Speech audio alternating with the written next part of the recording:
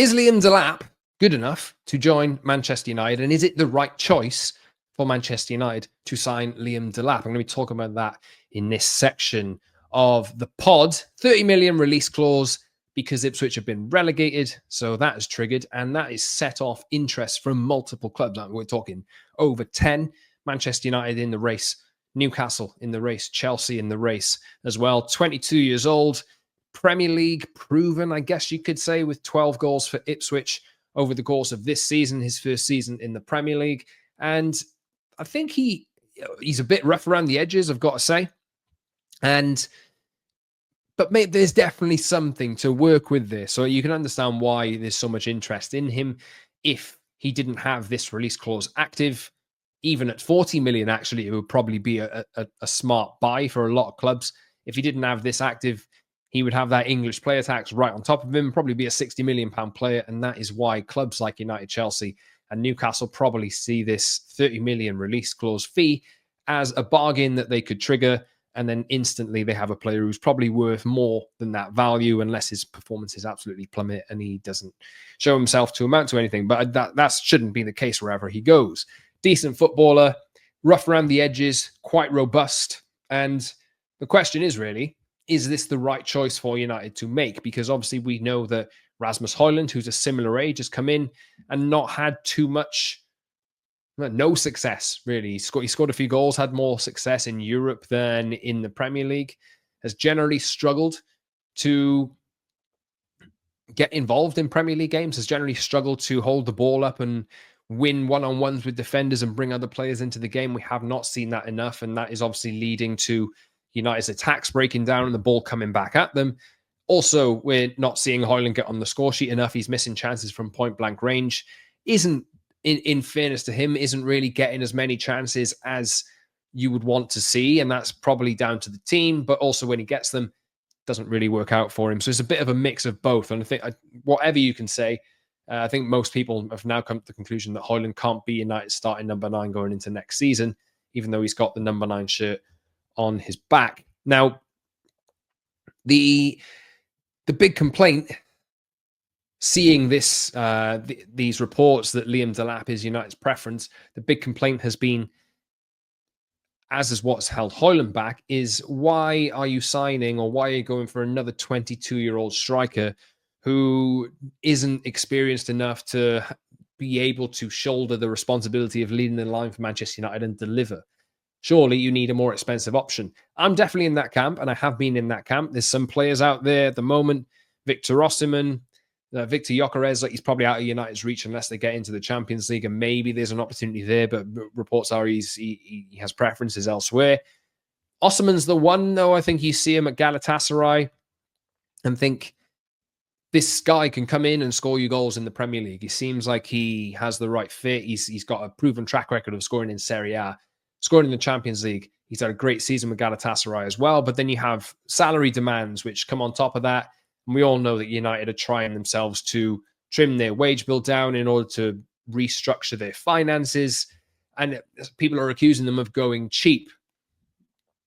There's an element of that being a necessity. And I think what I talked about it on this podcast, like just before the break, go and check it out if you haven't done so already, Spotify, Apple, and on YouTube as well, the Promise and the Manchester United podcast. I was talking about what Ruben Amorim wants out of his team. He wants his players to run like dogs. We've talked about that on this podcast extensively over the last few months. He said it himself, run like dogs.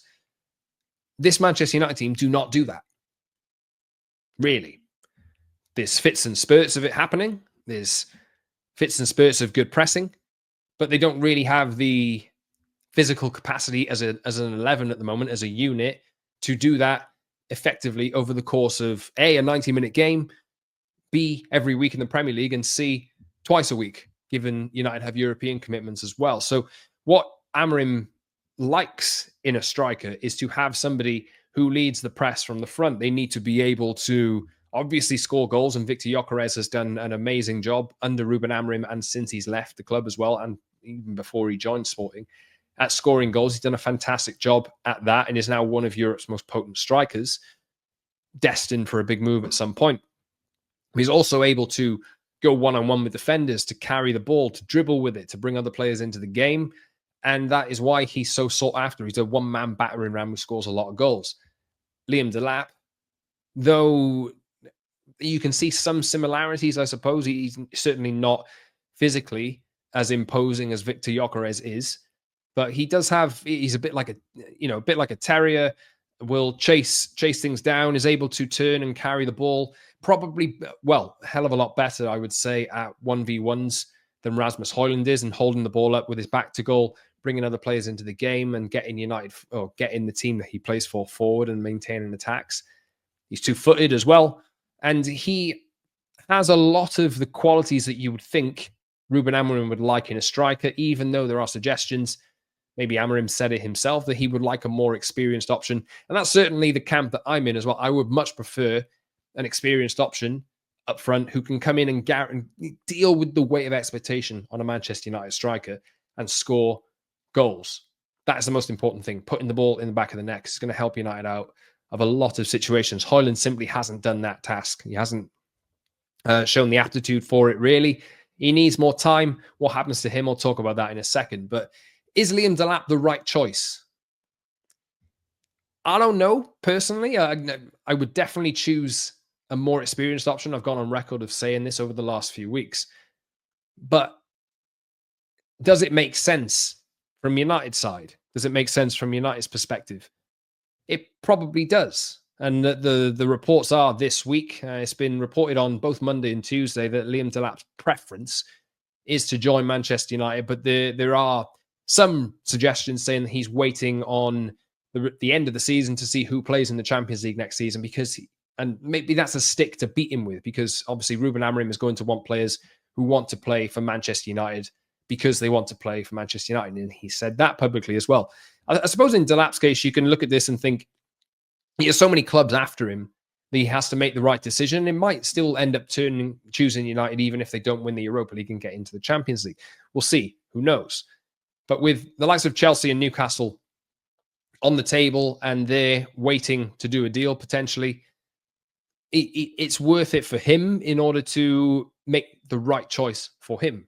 When you have lots of different options on the table, you need to take your time. You need to pick properly. And maybe he does end up picking United. If he doesn't, then we'll see where United go with this. But let's say it does happen. Is that the right fit? Does it make a certain amount of sense for what United are trying to do? And I think I can see where the club is coming from with this. Who's driving it? I don't know. There's suggestions that Jason Wilcox is the driving force behind it because he's worked with him before and has worked at Man City previously, which is where Delap came through. And he knows the player. He knows the player's qualities. He's gone out, played for Hull, scored some goals, gone out, played for Ipswich, scored some goals and got some Premier League experience. So he is a cheap option who is worth, in this market, more than 30 million quid. So you look at him and you think, all right, that's an option that United can take on. What happens, though, if he joins to Rasmus Højlund? Is Delap able to take on the responsibility of scoring enough goals for Manchester United in the Premier League? I don't know. And I think that's the big pressure question here. But what is more important? And what is the most important thing? I spent some time on this podcast earlier on talking about how Ruben Amorim wants his players to run their dogs, as I've already mentioned, and how he wants his team to be a unit, how he wants his team to fight for every ball. And in his own words, it's the way we face competition, the way that we suffer, the way that we get mad that we're losing, the way that we protect the goal. That starts from the front. Protecting the goal starts from the front. And Liam Delap is, in terms of his defensive actions, it's not the one thing you want out of a striker, really, but he is very mobile, gets around the pitch a lot, closes down defenders, and that's what Ruben Amorim will want in a striker. He will also want that ability to score goals, and he's proven that with 12 goals in the Premier League so far this season. You want him to carry the ball as well. He's two-footed. There's good evidence from the Premier League this season of him picking up the ball for Ipswich, turning defenders and running with the ball, even though he doesn't look too polished. His first touch isn't brilliant. It's not an Alexander Isak kind of striker that we're looking at here with amazing footwork, but he is a bit more of a, powers through situations, is all able to shrug players off, hold players off, and get his shot away, or bring another player into the game with a pass. So it's a risk for United to take. But I think the most important thing at the moment is building a team, building an 11 that Ruben Amorim can work with. And what Ruben Amorim will want out of his 11 is hard work first. It's not as glamorous. It's not the most glamorous thing to say. Of course, scoring goals is going to be important, but I think Liam Delap has shown that he can score goals in the Premier League. Not quite at the level of some of the other alternatives that we're looking at or that we're talking about. But the team comes first. I think what needs to happen here is Manchester United's team needs to be greater than the sum of its parts to start with. Manchester United need to build a team, build an 11, build a squad, which puts in maximum performance every single week. And one thing I can say about Liam Delap is I look at him and I think, right, he wants it. So where he goes, I don't know, but I think the character that he shows, the way that he plays the game is things that would appeal to Manchester United. You've got to look at the clubs that want him as well. Like, look at Newcastle. Newcastle want this guy. Look at the way that Newcastle play. Look at the energy they put in under Eddie Howe. United know all too well the energy that Newcastle play with, because Newcastle play with that energy against United every time they play them and invariably beat them. We've seen it happen loads of times recently. That kind of attitude, that kind of energy is what United are going to want and what Ruben Amorim is going to want out of his team to start with. He needs a certain level of technical quality, obviously. He needs mentality to be able to deal with playing for United, but it needs that physical level as well. I think Liam Delap does have that and is able to compete in the Premier League. He's not the finished article, not incredibly polished, and United will need to work on that over the course of the next few years if they get him, obviously.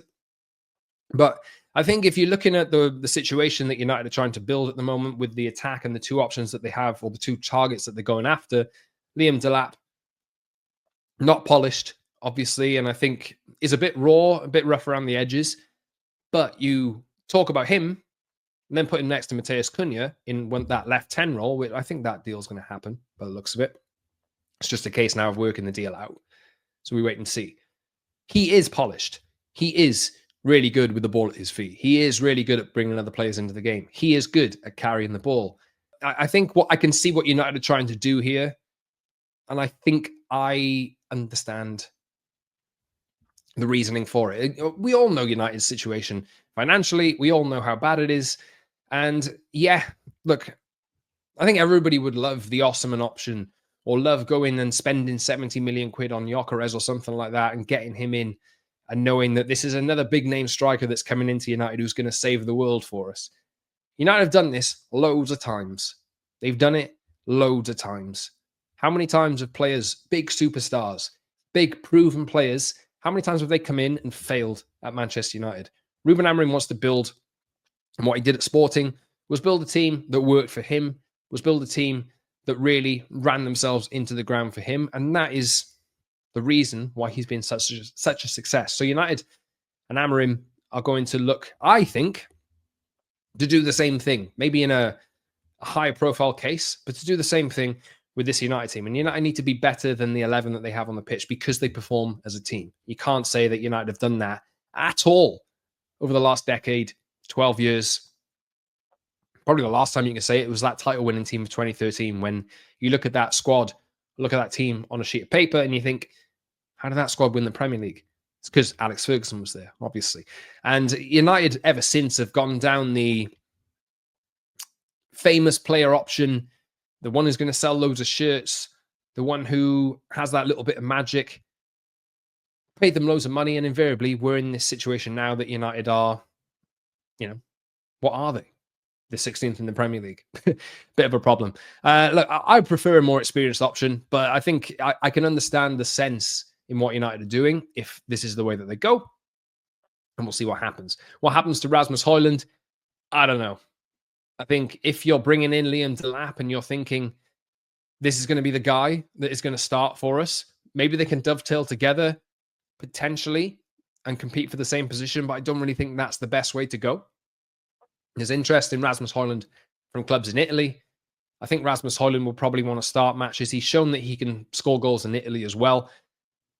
I think United need about 40 million quid for him in order to sell him. Whether they get that, I don't know. But we'll see what happens. And I'm sure that United will be looking to raise money in certain places. And I think if they get a good offer for Højlund, I could see him going, especially if they do end up signing Delap.